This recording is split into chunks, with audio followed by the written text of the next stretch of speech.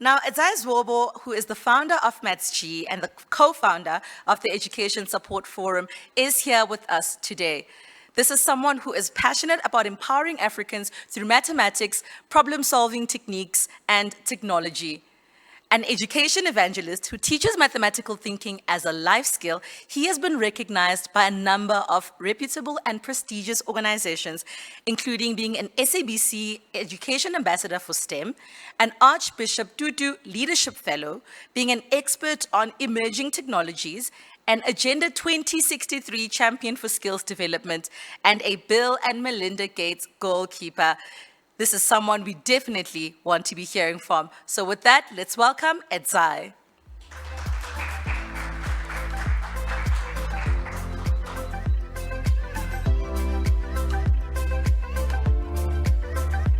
All right. Sure, thank you very much. I'm really delighted to be here today. I've been following the Sasol Techno X from home, and it's been exquisite. It's been amazing. Thank you to the foundation and everyone else involved in producing such an immaculate event. So as said, my name is Edzai Conilias Zvobwo, born and bred in Zimbabwe, Harare.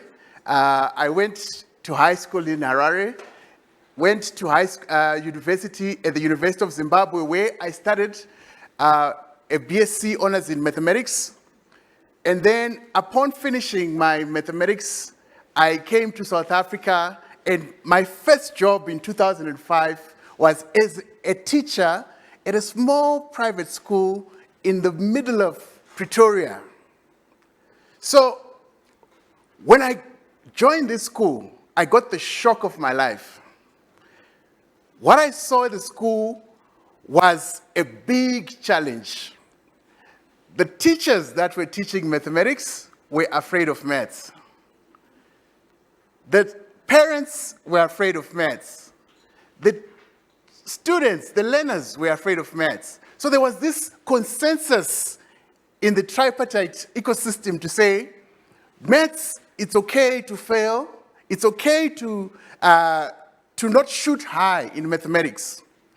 So this challenge, I say to myself, I will not let it pass. So what I did was, I just started writing little motivational notes for my learners and started, organically, it so happened that 40% of my time was motivation and 60% was delivering academic content.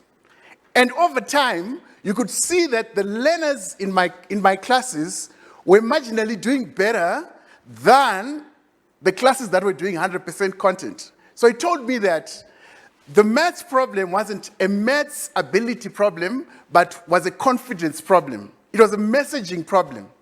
There were not enough people that were telling the learners that maths can be done. So what I did was, I took my little notes and compiled them into this little book called The Mathematical Genius in You. I wrote this little book and I just started selling it to the learners at the school and in small events around, where you literally open the boot of your car and start selling this book. And then it so happened that at one of the events, SABC Education was there, and they loved the book. They loved the book because I was speaking to something that was not mathematical, but talking about mathematics. The fact that I was talking about motivation, talking about problem solving, instead of talking about mathematics, but talking about mathematics, was kind of like an oxymoron in itself. So what I did was, I joined hands with SABC. We started going around the country at events preaching the gospel of mathematics. We would go into churches, into community centers, talking about the potential for mathematics to change the future. Because I am a living proof that mathematics gives you wings, literally. So what happened was that I'll go back after high school. I was not sure what I wanted to do. So when I went to university, I changed programs in the first 2 weeks, I think 3 times, because I was not sure what I wanted to do, you know?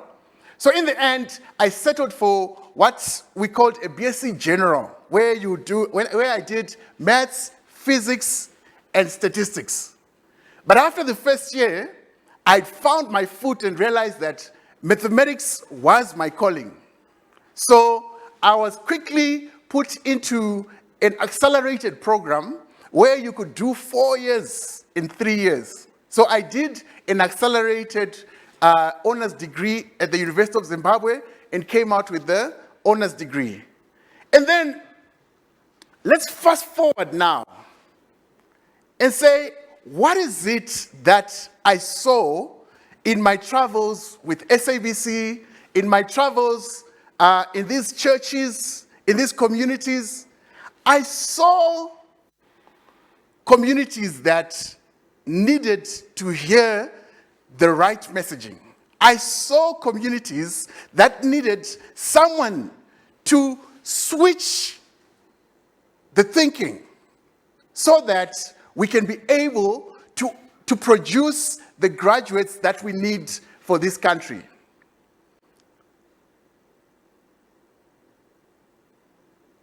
So, in 2013, I left teaching and went into a full-time mathematics business, where I said, I am going to form a company, and this company is going to make sure that we help produce human resources that are going to help us in producing a lot of people that are mathematically savvy. So what I did, I left my job and started Maths G.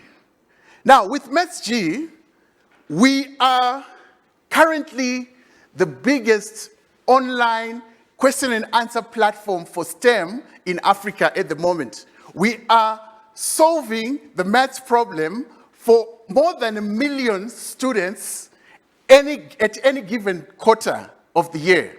So we have almost achieved what we set out to do in the instance where we started.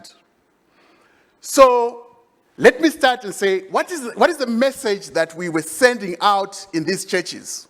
So, as a mathematician, you are a problem solver, right? Mathematics teaches you how to think. It teaches you to say, whatever problem that you are faced with, you can think in a logical manner and be able to solve it. So, the 5 steps of being a mathematician are as follows. Number 1, understand the problem. That is something that is crucial to being a successful mathematician. And beyond mathematics, any problem solving in life, number 1 is understanding the problem. And how do you understand the problem?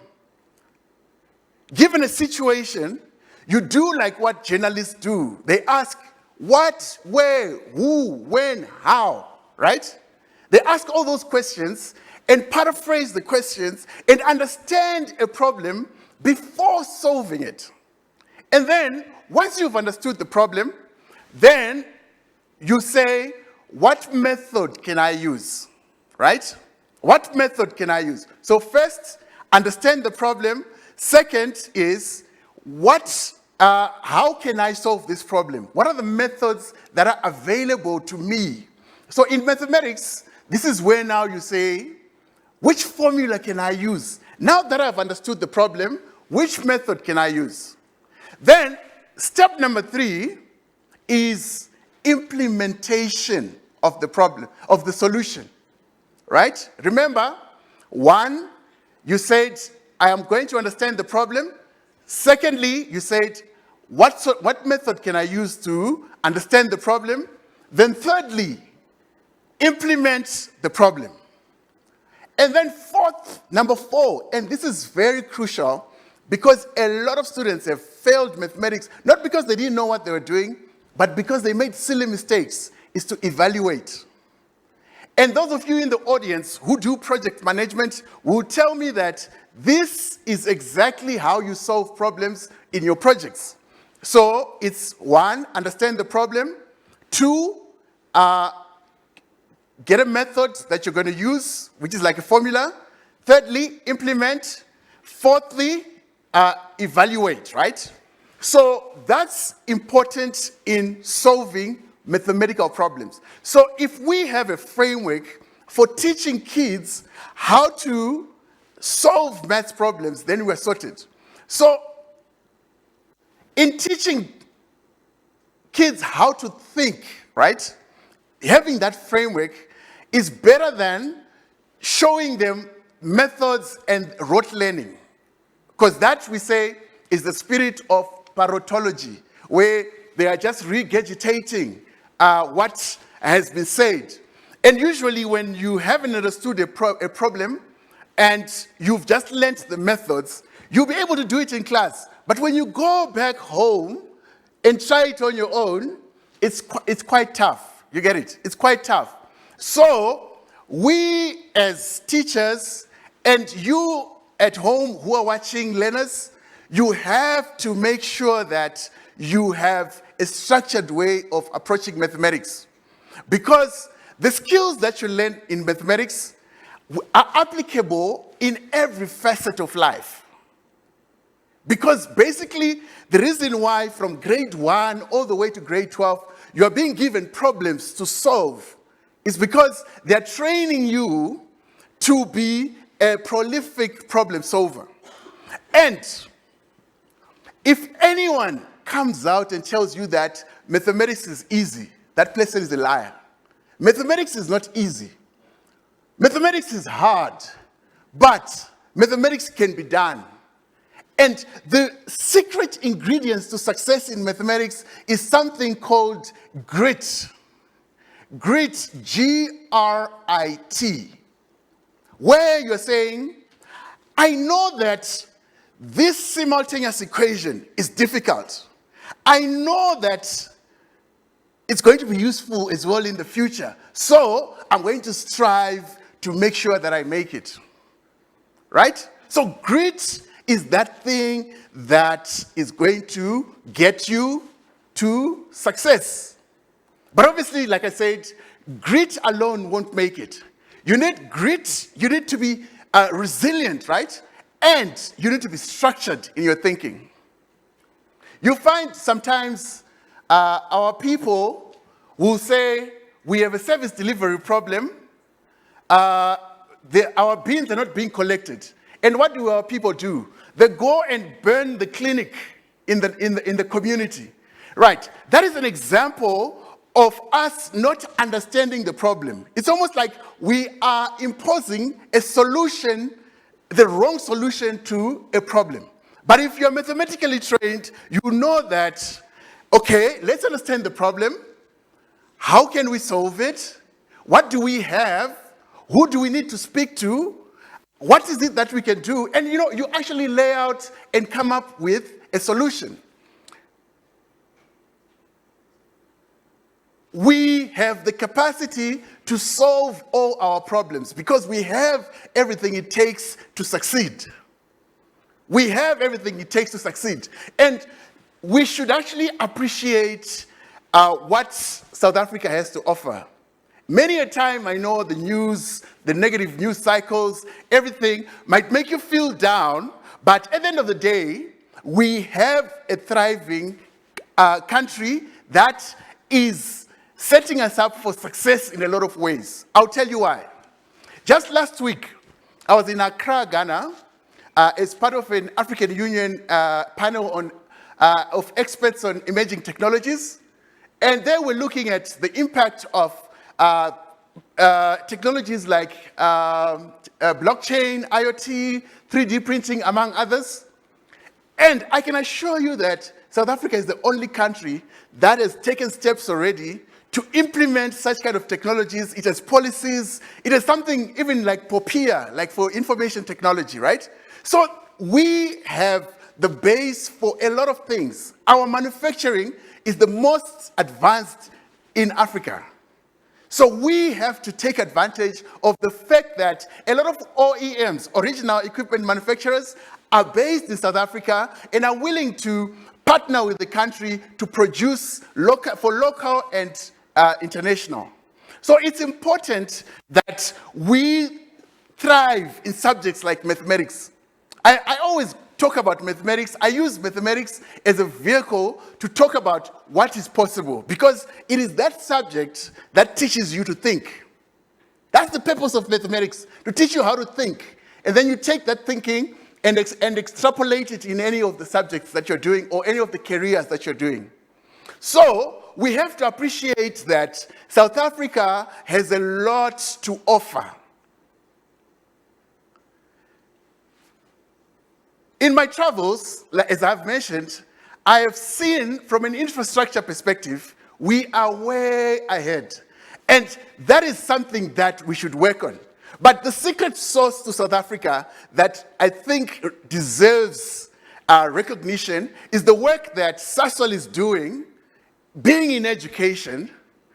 Because I remember back in 2014, we used to go to the Rosebank office every other week with Bridge. And there, as part of Sasol Inzalo, we thought about the problems of education. We came up with solutions. Sasol has been knee-deep in education for a very long time. And I, for one, have been a beneficiary of the Sasol programs. Because through Sasol Inzalo, I met some of the business people that I'm doing work with, some of the non-profits that I'm doing work with. I met them through Sasol Inzalo in that boardroom by teachers, maths teachers have benefited from Sasol's partnership with organizations like Siyavula, organizations like the Maths Olympiad of South Africa, in training kids from a very young age. And that is the secret sauce of South Africa. That, even if you might say, okay, maybe Sasol is doing it for BEE purposes, right? But it's working. So let's continue doing it, because it's working. Because, yes, it's not for compliance, even if it's for compliance, right? But it's working.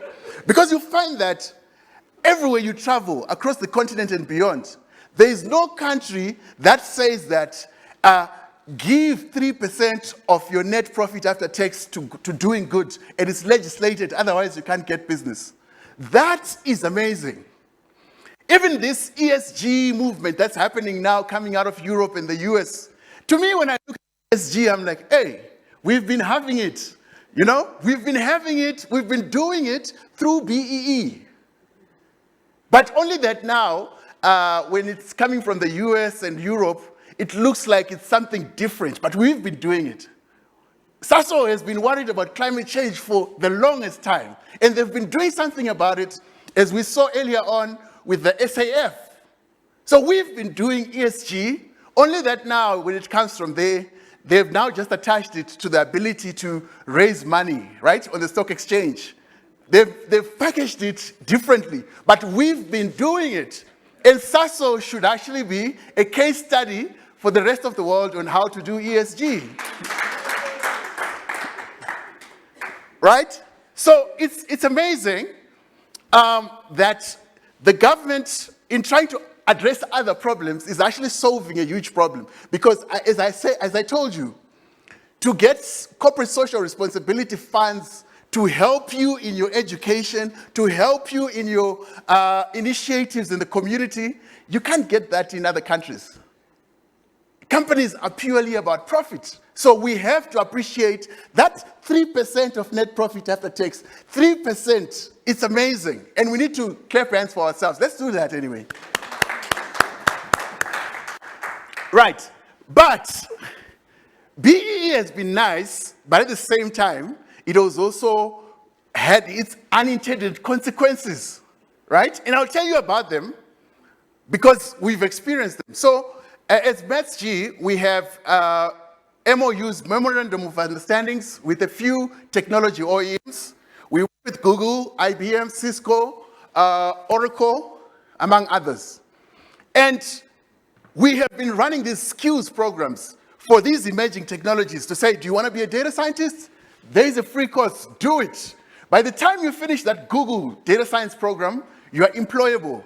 The next day you can go look for a job. You get it? And we've been running them across the continent, right? With these technology OEMs. But we have had the lowest intake or uptake from South Africa.